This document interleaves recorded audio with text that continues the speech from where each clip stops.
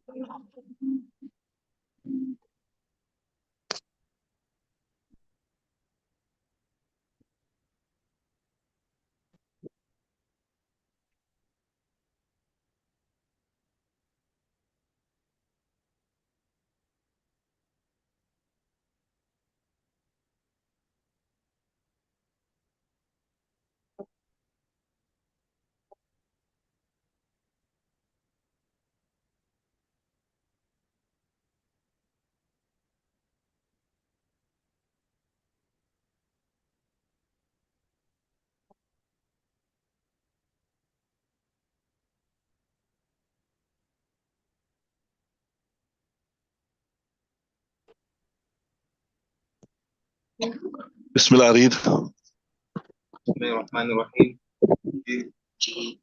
قال حسين أنس بن مالك رضي الله تعالى عنه وشكونا إليه أن قال الحجاج قال إنه لا يستطيع إلا الذي بعده منه Okay, Bismillah ar-Rahman ar-Rahim. وعن الزبير بن عدي قال أتينا أنس بن مالك فشكونا إليه ما نلقى من الحجاج وقال اصبروا فإنه لا يأتي عليكم زمان إلا الذي بعده الشر منه حتى تلقوا ربكم سمعته من نبيكم صلى الله عليه وسلم رواه البخاري. So the right now authority of Zubair ibn Adi said that we came to Hazrat Anas ibn Malik Shakawna to complain to him about what we are receiving, what we are getting from Hajjaj. And then he said, make sabr because verily لا يأتي عليكم زمان, no time will come to you إلا الذي بعده, except the one after it, الشر منه, is worse than it, until you meet your Rabb. I heard this from your Nabi sallallahu alayhi wasallam. Rawahul Bukhari, and Imam Bukhari narrates this particular riwayat. Okay, so Hajjaj bin Yusuf as-Thaqafi. Okay, before we look at the hadith, tell me, what do you understand from the hadith? Just without going into the depths of the hadith, what do you understand from the hadith? A simple take-home message from the hadith. Loud? Allah Allah Ta'ala will change your condition. That's what you're saying, of the people. What do you understand, Sheikh Ismail, from this hadith? What do you understand?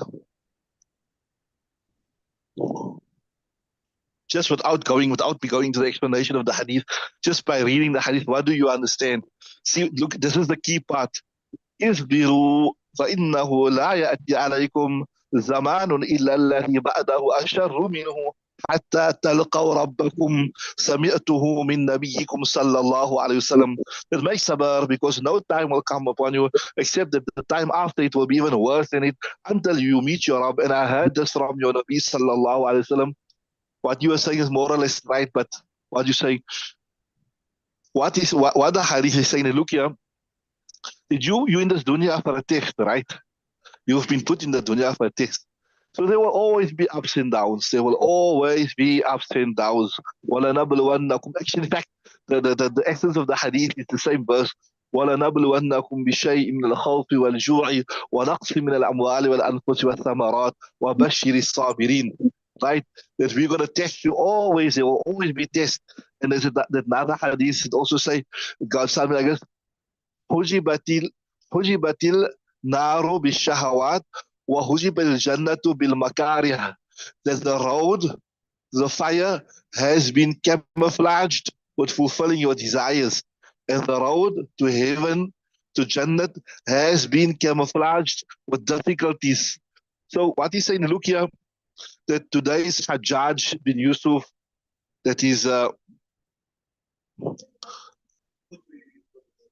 today's Hajjaj bin Yusuf is the test, right?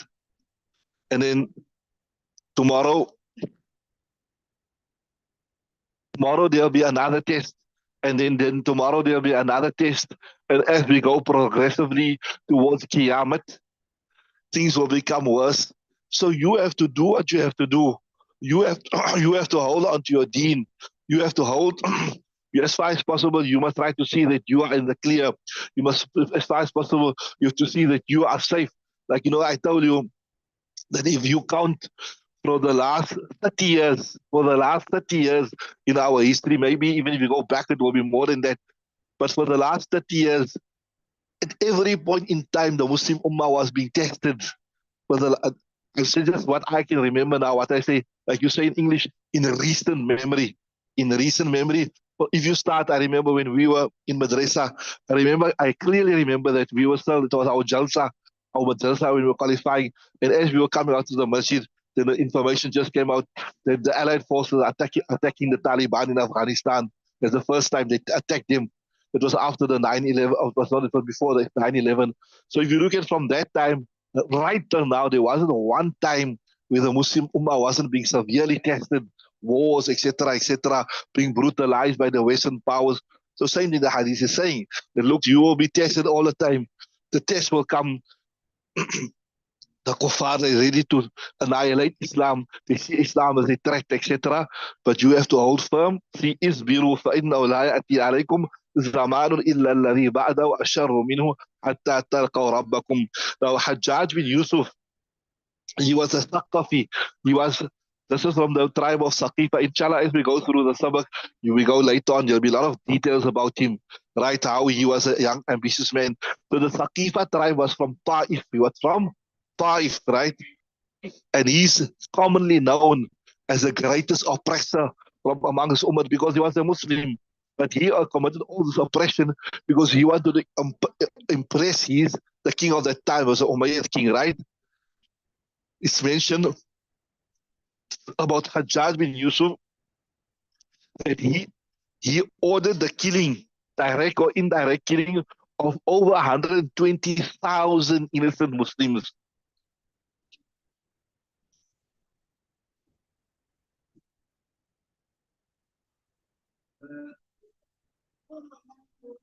Mentioned when he was born. I read this before, and I'm seeing it here also. So as I told you, like I always said, he was a bloodthirsty person. That when he was born, he wasn't latching onto his mom's breast.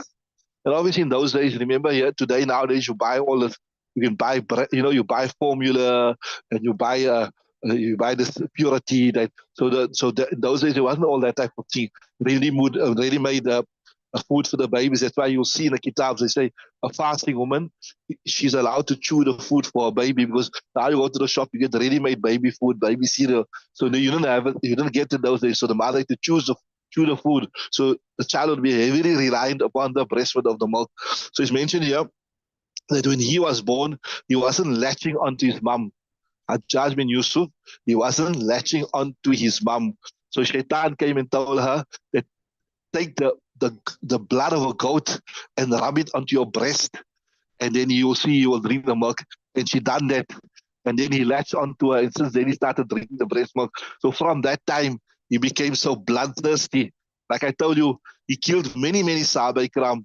But just the more details will come later on, inshallah, when he laid siege to Medina Shareef and all that type of thing. But he was a bloodthirsty person. There's mentioned here also that he was such a bloodthirsty person that he wouldn't enjoy his food until he's seen somebody being killed. And he was the governor of Abdul Malik ibn Marwan, was one of the Umayyi Khulafa. Remember I told you, after Hassan radiallahu ta'ala gave the Khilafah to was Muawiyah, then was his son Yazid, then there was a few after from the Umayyad, until they were removed by the Abbasids. That's also an interesting story that we'll do one day.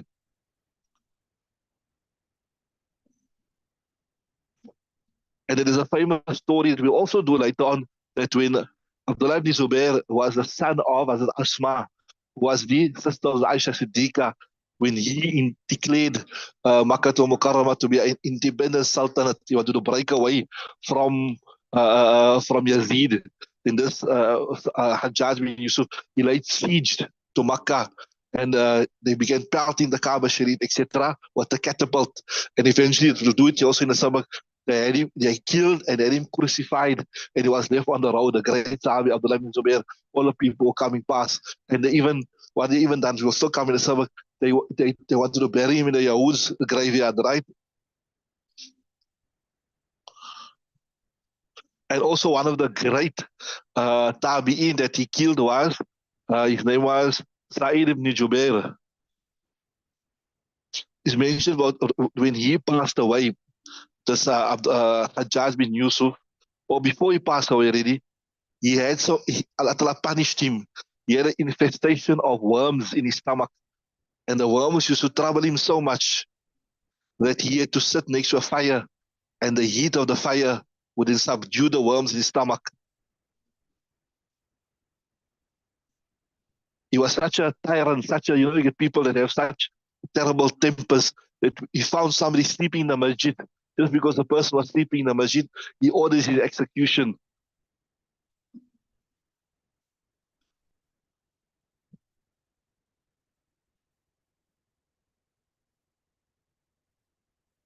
So it is on record that he was the killer of many, many Sahaba Ikram.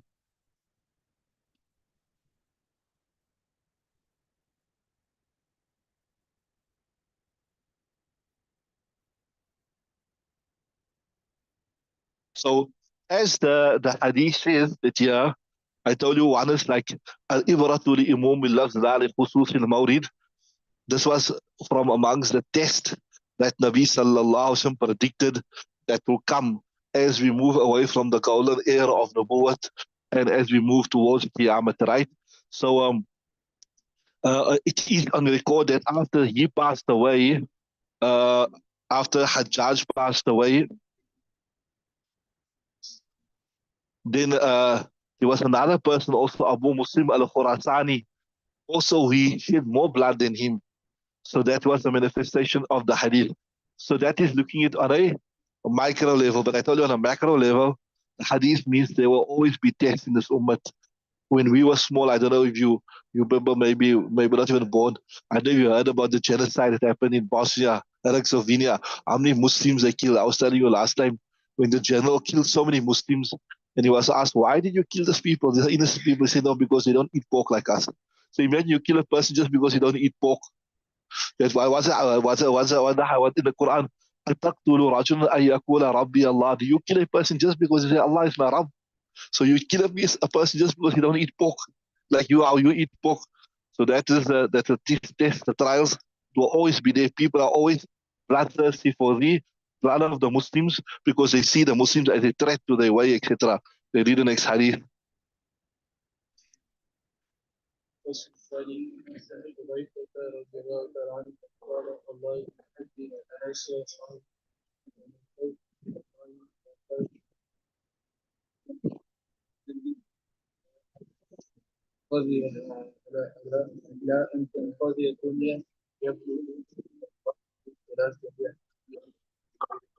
بسم الله الرحمن الرحيم. وعن حذيفة قال والله ما أدري أنسي أصحابي أم تناسوا والله ما ترك رسول الله صلى الله عليه وسلم من قائد فتنة إلى أن تنقضي الدنيا يبلغ من معه 300 فصاعدا إلا قد سماه لنا باسمه واسم أبيه واسم قبيلته. رواه أبو داود. Right, this is an interesting hadith. You must just look at the second part of the hadith. The translation is a bit difficult. You need to follow it. See, right in the authority of Huzaifa, listen nicely to the translation there. Listen, right in the authority of Huzaifa, he said, Wallahi, I take a qasam, I don't know, Nafi Ashabi, did my companions really forget? Tanasaw, or are they acting like they forgot? So sometimes some information you have it, but you act like you don't know it. You act like you forgot it because it is not within your interest to expose that information at that point in time. So you act like you don't know. So sometimes you know something, but for your own safety, you act like you don't know what is happening, right? Then he says, right, so tanasaw. He said, Wallahi ma taraka Rasulullah min qa'idi fitnatin. That by Allah's qasam, Nabi Sallallahu did not leave out min qa'idi fitnatin any leader of any fitna means any trial, tribulation, right? Ila an tanqadiya dunya, until the dunya will come to an end. So what it takes means there that from now till the dunya will come to an end. Nabi also mentioned the initiator of every fitna. You understood that? This is nice question for exam. You get tricked with this with the translation. So you see again there. ما ترك رسول الله صلى الله عليه وسلم من قائد فتن إلى أن تنقضي الدنيا. That Nabi sallallahu alaihi wasallam did not leave out mentioning the leader. Qaid means the leader of any fitna, right? Ila an tanqadiya dunya, until the dunya comes to an end. Then look at the next part. Yablughu man ma'ahu. Man ma'ahu is the fire, right? What type of leader? That leader that man ma'ahu yablughu thalatha mi'atin fasa'ida. That who is with him will reach 300 or more. So there's a sifat of the qaid. So what does this mean now? Tell me what it means. Loud? Yeah. Who his followers reach 300 or more. Now you understood it. It means Nabi also mentioned those founding fathers, those initiators of fitna who had 300 or more followers. You understand what I'm saying? So if a person was in Urdu you say fitna core, like a person who makes fitna, like if two people are here together and a third person come and cause a problem, you call him a fitna core. A person who came to cause some fitna, you say he's a fitna core, right? So not every initiator of fitna did Nabi also mention, but he only mentioned that those initiators will have 300 or more followers. You understood that now? So this here is يَبْلُغُ مَنْ مَعَهُ ثَلَاثَ فَصِلٍ is the sifat. So that initiator of fitna, who his followers are 300 more. So if there was an initiator of fitna and he had maybe 5 followers or 6 followers or anything lesser than 300, then Nabi Sallallahu didn't bother to mention him. You understand what I'm saying? So this is يَبْلُغُ مَنْ مَعَهُ ثَلَاثَ فَصَائِدًا is the sifat what? Is the sifat of Qa'id. She understood that. So if the Qa'id had lesser than 300 followers, it was not necessary to mention him because that means his fitna wouldn't be so prevalent, it wouldn't be so right. Then, إِلَّا قَدْ سَمَّاهُ لَنَا بِاسْمِهِ, that Nabi also mentioned him, right? The such a person will come, right? What's his name? Wasmi Abihi, and his father's name. Wasmi Qabilatihi, and the name of his tribe. Rawahu Abu Dawud. So now, okay, just before we look at the explanation of the hadith, what the hadith is saying, that this Huzaifa, remember, he was the keeper of the secrets of Rasulullah sallallahu alaihi wasallam. So he's saying that, look here, from now till Qiyamah, every initiator of fitna who had 300 or more followers, Nabi Sallallahu mentioned it he mentioned that the fitna core, the initiator of fitna, his name, his father's name, and exactly what tribe he will come from. So then Huzaifa said, look here, you don't. So if it comes to your mind now, okay, if Nabi Sallam gave all these details, how come the Sahaba Ikram are not speaking about it? So he said, yeah, look, I don't know. Anasia, maybe they forgot it, genuinely forgot it. Tanasaw, or they're acting like they forgot it. Like I told you, sometimes some information, you act like you don't know, because if you expose it, what did the hadith say? قطع هذا البلعوم. Remember what was Huzaifa or was it Abu Hurairah said? I got some information that Rasulullah gave me. If I divulge this information, this trachea of mine will be cut. So I rather keep this information to myself.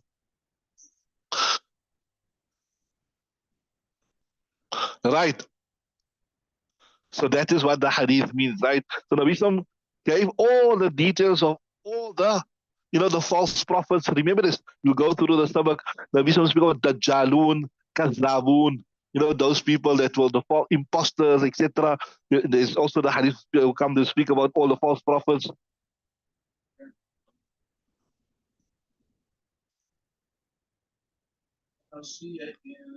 So normally in Arabic, 300 is considered to be a lot. So if a person had less than 300 followers, then it was not like a initiator of a big fitna. You understood?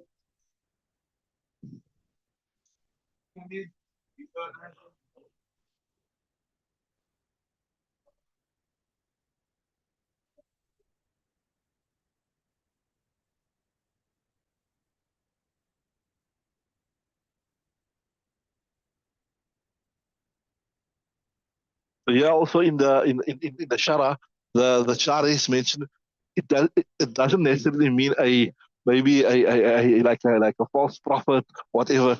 Even the ulama is too, or even people from the general masses that would create fitna. So what here the Shari say that whichever batil firak you have today, like you get Qadianis, those who believe in the false prophet, you get the Baha'is, you get the Agha you get the Parwezis, these people who only believe in the Quran, you get the Barelwis, you get the Rawafid, all of the founding fathers, or the ones who initiated these false sects.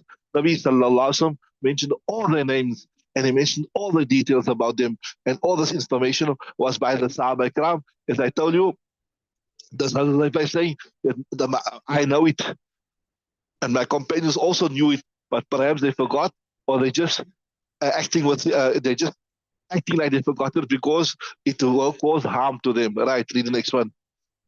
بسم الله الرحمن الرحيم. عن ثوبان رضي الله تعالى عنه قال رسول الله صلى الله عليه وسلم إنما أخاف على أمة أئمة المضلين وإذا وقع السيف في أمتي لم يرفع عنه إلى يوم القيامة.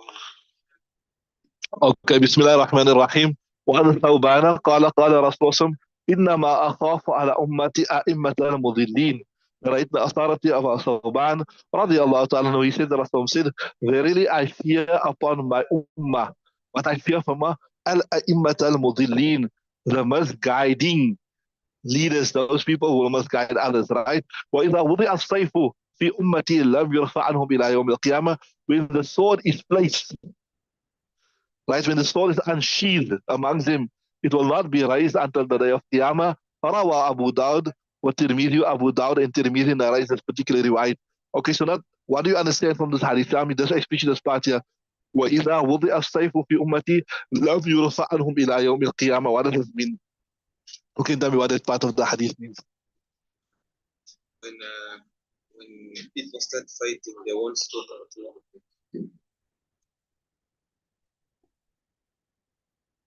Yeah, correct. Once the fitna starts, then there's no end. Then, as long as something hasn't been started, hasn't been initiated, there's always that.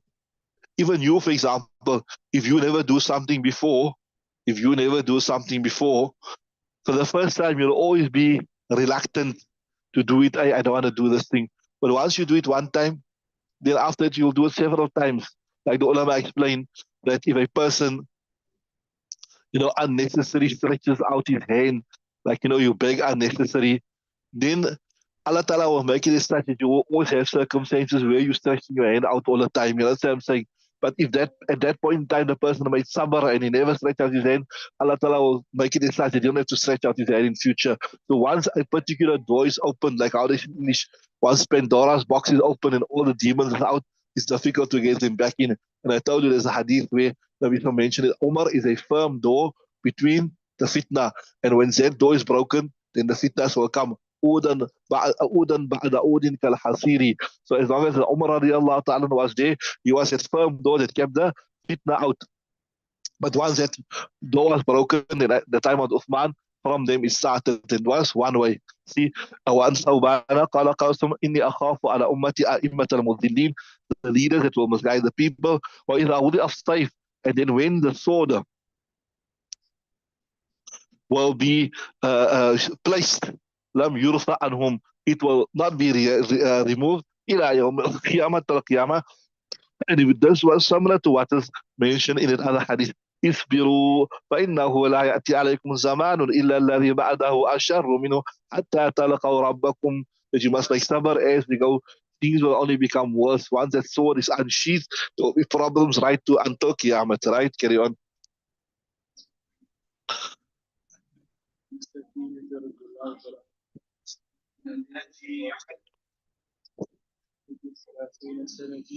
ثم تكون بنت ثم يكون سكينة أمسك خلافة أبي بكر خلافة عمر عشرا وأنا اثنتي عشرا وعلي وخلافة, see this all مضاف إليه, right? وخلافة عمر عشرة وخلافة عثمان غير منصرف اثنتي عشرة وخلافة علي ستة رواه أحمد والترمذي وأبو داود. Okay, you must have heard already many times about خلفاء الراشدين. We as Ahlul Sunnah wal Jama'ah, remember, we believe, we discussed also, I discussed with you that in the Hidayah Shareef that we believe that the Sahaba Ikram, especially the senior Sahaba Ikram, they also form part of our Sharia, right? Remember, they're also a Hujjat in Islam. And Nabi Sallallahu also spoke about the Khulafa al-Rashidin, that means the rightly guided Khulafa. Nabi said, alaykum bi sunnati wa sunnati al-Khulafa al-Rashidin. And in the Hadith, Nabi Sallallahu also spoke about that there will be the rightly guided Khulafa will last for 30 years. So see there, one Safina, narrated Ansar as a Safina, is the famous Sahabi, is the one that, remember, he was lost in the desert. This will come in Mishkaat Shareef also. He was lost in the jungle and the lion guided him out. You heard about this story before, you never heard about it. It will come in Mishkaat Shareef also, right? سمعت النبي صلى الله عليه وسلم يقول, I heard the Bishop saying, الخلافة ثلاثون سنة. Yeah, Khilafat means, as the word suggests, that you are a successor. Now, what does a successor normally do? The successor is the one who carries on with the legacy of his predecessor. If you're going to succeed me, that means whatever I was doing, whatever I stood for, whatever I represented, you're going to continue with that, right? So that shows you Khilafat, the true successors of Nabi sallallahu alayhi wasallam, they will be for a period of 30 years. Then, ثم تكون ملكا. After that, there will be kingdom. So, it won't be a succession ala minhaj nubuwa, ala what you say, right. ثم يقول, then Zafira says, أمسك خلافة أبي بكر. Come, let's count the Khilafat of Abu Bakr.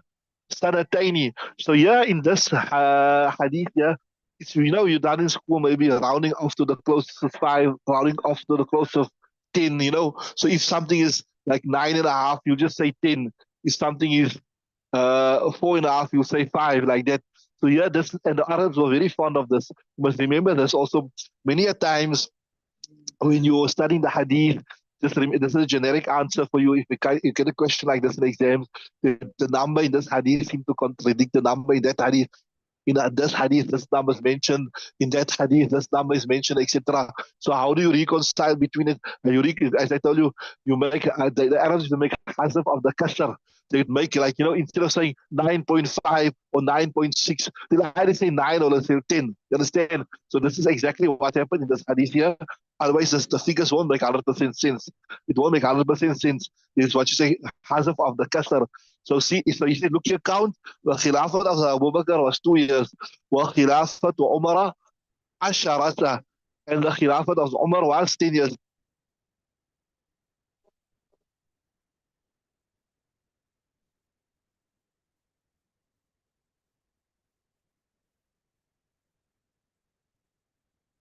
Right? So that was 2 years, right? Wa Khilafat Umar Asharata. And as Umar was 10 years, that's 12 years, right? Wa Uthman Ithnatay Ashara. That's 12 years together, 24 years, right? Wa Ali Sittata. And as Ali was 6 years. So that makes a total of 30 years. So as I told you, this is rounding off to the nearest, but let's look at the detail here. See, I was telling you, when we speak about Khilafat normally, we mean Khilafatun Rashidatun ala minhajin nubuwa. So see, the word Khalafa means to fulfill what was before. So you had the prophetic era. So if you are going to be a successor to that, that means you're also going to move on the prophetic way. That's why you look at this, the Khulafa al-Rashidin, they were simple people. They did not behave like kings, bodyguards, and all that type of thing. So, although this is not the more details of this will come at a later stage, but let's just see what he's saying here. Amsik means just keep, like I said, look here, 3, just remember 3, 3, 3. Okay, plus 4, just remember that there, 4, 3. So just keep this number in the back of your mind. Just preserve this, memorize this, right? So Safina, I told you, he was a slave of Rasulullah sallallahu alaihi wasallam, and he's this famous Sahabi who the lion guided out of the forest. So I told you, he made hasaf of the months. But if you look at the proper months, this is how it goes exactly. This is how it goes exactly. Abu Bakr Siddiq radiallahu ta'ala, his khilafat was 2 years and 4 2 years and 4 months, right? Then Hazrat Umar radiallahu ta'ala khilafat was 10 years and 6 months, right? Hazrat Uthman radiallahu khilafat was just slightly lesser, a few days lesser than 12 years. Hazrat Ali radiallahu khilafat was 4 years and 6 months. And if you look at all of this here, add this up what I mentioned to you, it comes to 29 years and 6 months. What it comes to? And then Hazrat Hassan radiallahu ta'ala anhu, his khilafat was for 6 months. Then he made that, he made that agreement with Muawiyah that I'll give up my khilafat on the following terms. This will come because as Muawiyah was a powerful general in Syria, it was already appointed in the time of Hazrat Umar as a Khalifa, and he refused to give back to Hazrat Ali because he wanted Hazrat Uthman's killers to be brought to book first. Right? Remember that, we'll do it again. So if you look at these numbers here exactly, that means Hazrat Hassan radiallahu ta'ala will also be included from the Khulafa al-Rashidin. Will also be included, right? So that's how you get the 30 years. So what Nabi Sallallahu was saying, that for the 30 years we will have leaders that are ala minhaj nubuwah. They will be doing things like according to prophetic era, right? And then after that, then with a few exceptions, there might be exceptions, but there you're going to have now kings. Kings do things different to how a prophet do things. You understood? So although ulama say that Hazrat Muawiyah radiallahu ta'ala anhu, he was also more on the minhaj al-nubuwah. This is our belief. Remember, this is where we differ with the Shias. The Shias, they and those Barelwis that have a leaning towards the Shias, they openly speak about against Muawiyah radiallahu ta'ala anhu. They currently in South Africa, there's the so-called scholar. They call him Imam al-Asi, and he is from he is actually from the United States. He was an imam there, and he wrote a tafsir of the Quran, which is called the Ascendant Quran. Called the Ascendant Quran. He's now currently in South Africa. He's in Cape Town, and he often referred to Hazrat Muawiyah in a derogatory manner. He says King Muawiyah, and what he trying to do by this? He's trying to show by saying King Muawiyah. What he's trying to show you? Very good, mashallah. He's trying to show you that he was not from the Khulafa al-Rashid, ala min Hajj Nubuwa. He was a king. So he's trying to say that as Muawiyah was a manifestation of the hadith of the Nabi Sallallahu Alaihi Wasallam, said, Takunu mulkan, thumma yakunu, right? That he was from the, although because he remembers Muawiyah was a scribe of the Quran, right? And he was also the brother-in-law of Nabi Sallallahu Alaihi Wasallam. And he also spent time in the company of Nabi Sallallahu Alaihi Wasallam. And we don't speak bad about the Sahaba Ikram. If apparently they have some mistake happen at the end, whatever, what do? We try to make some type of explanation, but more of that will come later, and also it will come in detail in this kitab here. So here, as I explained to you, that our ulama say that Muawiyah was an exclusion, as Muawiyah and as Umar bin Abdul Aziz. Remember I told you he was often known as the first Khalifa. There are many beautiful stories about him as well. Anyway, so what the essence or the basically of the hadith is that for 30 years you'll have the rulership ala min hajj nubuwa, but after that, with a few exceptions, there will be then a degeneration, and things will become progressively worse. Let's look at the next hadith, inshallah. قال قلت يا رسول الله يكون بعد هذا الخير شر كما كان قبله شر. Right, let's translate as we go along. Also on the authority of Hudhaifa. So you see, as Hudhaifa radiallahu ta'ala, he was a master in eschatology. He said himself, I remember all the hadiths. I don't know if my companions, they've remembered or they're acting like they forgot it, right? قال قلت يا رسول الله أيكون بعد هذا الخير شر? Will there be after this good year شر, any bad? In other words, we were plunged, we were steeped in misguidance, in darkness, etc., etc. Tell me, will we go back? Will there be a degeneration in the morals again? Will we go back to misguidance, dalalat, etc.? أيكون بعد هذا الخير شر كما كان قبله شر? Right, carry on. So he says, yes, there will also be a degeneration.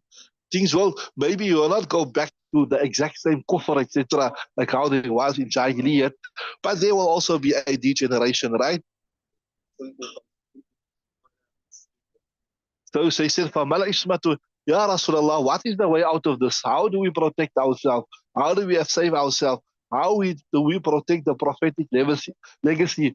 How do we protect pure deen? How do we protect the deen, that the deen mustn't become adulterated?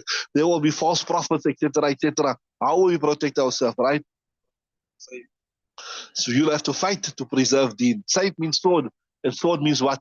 That you'll have to fight, you'll have to work hard, you'll have to use physical force to protect this deen. It does not become adulterated, interpolated. من رأى منكم منكرا فليغير بيده فإن لم يستطع فبلسانه وإن لم يستطع فبقلبه وذلك أضعف الإيمان. So you'll have to fight, you'll have to make effort, you have to make jihad. So when people want to annihilate Islam, when your own leaders maybe be captured, like how we have currently in the world, our own leaders are all captured. They're all in the pockets of the imperialists, in the pockets of the Zionists, in the pockets of the people who want to exert their influence and control the world. There's no way. You have to fight, right? As-sayfu, right? هذا السيف بقية قال نعم تكون إمارة على أعداء وعندة على. Right. So he said, وهل بعد السيف بقية, and after this fighting, what will remain? What will remain? قال نعم تكون إمارة على أقذاء. Then there will be kingdom like one ruler على أقذاء. That على أقذاء means it will be like something which is not so clear, right? Carry on.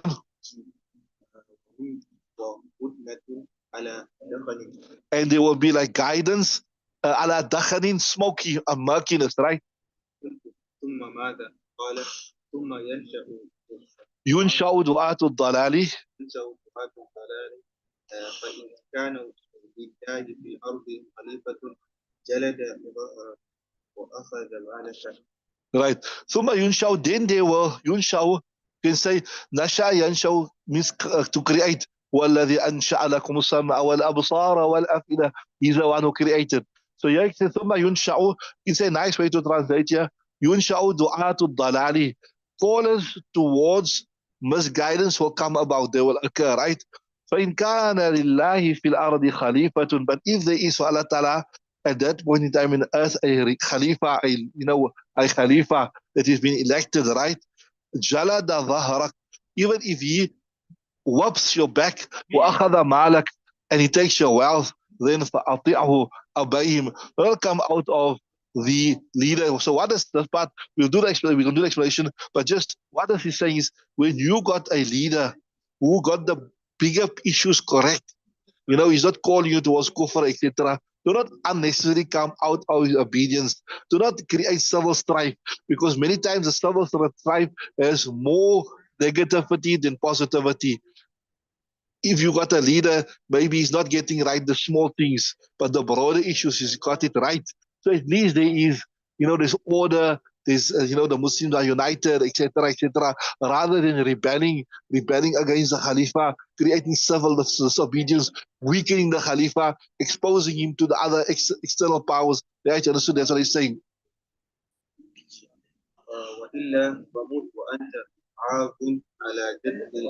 Right. So if you got no Khalifa, right, then you can from that you can understand even what our situation is. فمت die وأنت عاض على جذر شجرة. Die was عض يعض means normally in Arabic when you do a whole firm of something, is the words of grabbing all of it with your molars. So the while you are grabbing hold of your molars upon the roots of a tree, right? قلت ثم ماذا قال ثم يخرج الدجال بعد ذلك معه. Yeah. So there will be this test, etc., etc. Like this, maybe this year is وأنت عاض على جذر شجرة. Remember, I told you that time will come. Or you not here for the hadith yesterday. Remember, I told you for his benefit that there's a hadith that say the time will come when it'll be better for you to take your little cattle, your sheep, your goats, and you go to the place where the rain falls. Which normally the rain falls outside the city, that the catchment area where the dams are, etc. I explained to you that is where you fear now that you cannot influence the people; they're going to influence you. In other words, the fitna has become so rampant that you cannot make any difference. Now there's only one thing left, that you have to save yourself. As long as you feel you can make a difference, you can call the people towards Allah Ta'ala, whether you're an alim of deen, you can teach people, you can, as a Jummah khutbah, or you go in Jamaat, whatever, you call people, then as long as you feel that you can influence them, it's better for you to be amongst them. But when you reach a point where you can't influence them anymore, you can't influence them, there's only one thing left, that they're going to influence you. Like how the Jamaat brothers, they tell you, if you don't call towards Allah Ta'ala, what's going to happen? If you don't if you don't become the da'i, what you're going to become? You're going to become the mad'u. If you don't call towards Allah Ta'ala, you're going to be called towards ghairullah. You're going to be called towards besides Allah. So rather become a caller than being the called, right? So same thing. In a similar vein, we're saying that when that stage comes, where now there's no more hope, فمت وأنت عاض على جذر شجرة, you hold firm on to protect yourself, right? Then eventually what happens? ثم ماذا قال ثم يخرج الدجال بعد ذلك. Then Dajjal will come right after, معه نهر ونار. So he will have a river with him, and he will have a fire. Carry on reading. فمن وقع في ناره وجب. Yeah. See, فَمَنْ وَقَعَ فِي نَارِهِ وَجَبَ أَجْرُهُ وَحُطَّ وِزْرُهُ. That person who falls in his fire, وَجَبَ أَجْرُهُ, his reward will become wajib, right? وَحُطَّ عَنْهُ وِزْرُهُ, and his sins will be forgiven. So this is, I told you, what he promised you to be good, that will be bad. And what he tells you to be bad, that will be good. So that we speak about the Dajjali era, where in obfuscation, cloaks and mirrors, you can't see what is the reality of things. Like in today's day and age, there's so much of falsification where good is shown to be bad and bad is shown to be good. It's difficult to make out what is the haq and what is the batil.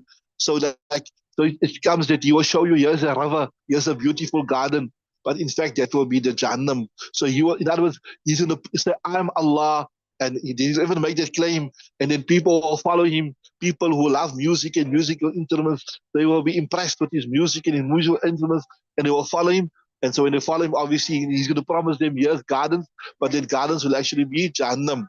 So you are impressed with the lights, you're impressed with the technology, everything, but that is actually taking you to Jahannam.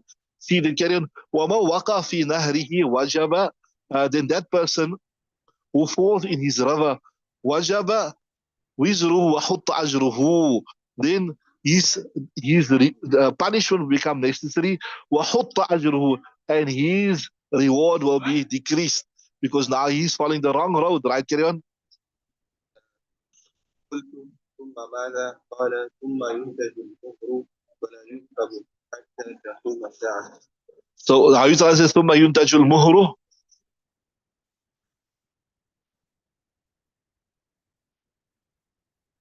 You check that.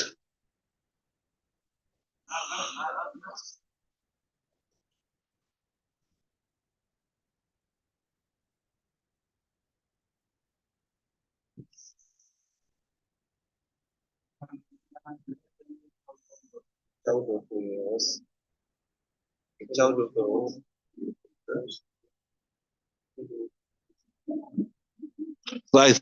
Then ينتج المهر, a foal will be born, but it will be not be ridden حتى تقوم الساعة.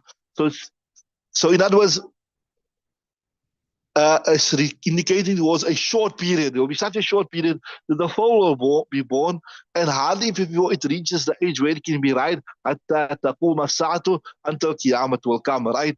وفي رواية قال هدنة على دخن, that the guidance upon murkiness, وجماعة على أقذاء, and a group that will have some taintedness with him. قلت يا رسول الله الهدنة على الدخن ما هي? What is this هدنة الدخن? قال لا ترجع قلوب أقوام على الذين كانت عليه, that the hearts of the people will not return to that which they were on it. In other words, although after the fitna will come, there will be a respite, but not like how it was originally, right? قلت بعد هذا الخير شر قال فتنة أمياء. After this will be a blinding fitna. You don't know what is right. Samma'u, it will read you deaf. عليها دعاة على أبواب النار, and upon it will be people who will call towards the doors of Jahannam. فإن مت, if you die, O Hudayfa, وأنت عاض على جهل, and you are holding firm upon the root of a tree, then خير لك أن تتبع أحدا منهم. It is better than you follow all these people that are calling towards the wrong. Okay, so that is the translation of the hadith. We will do the explanation tomorrow, inshallah. Time is up, we'll have to switch over. So we'll just do the full explanation tomorrow, but that was the translation, bas.